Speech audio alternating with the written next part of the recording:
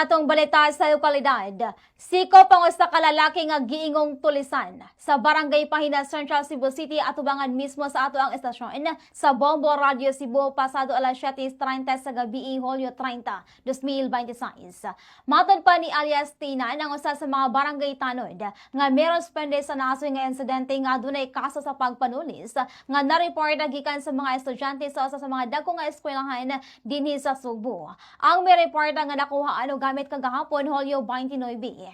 Hinungdan nga ilaha kining gisusi sa mga CCTV cameras nga ana sa Barangay Pahina Central og didto na ilhan ang dagway sa sospetsado. Sa pag-backtracking sa mga otoridad, nakit-an pagbalik ang suspect nga naglaroy-laroy doon sa gihitabuan sa pagpanulis. Hinungdan nga dali kini nga miresponde ang mga Barangay Tanod. Inabagan sa mga residente og ibabagan kini nga miresulta sa pagka-bun-og sa lawas niini.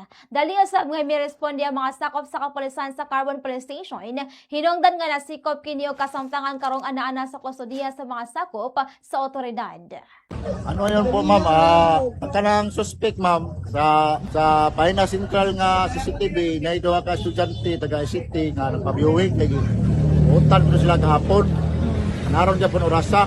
Unya, karon pag backtrap na mo, siya ang nakita.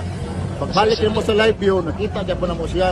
Naa siya positive siya, mo to amo siyang gi-intercept. Mao na ni-resist siya, nidagan. Mo na naabot sa dire sa Bombo Radyo.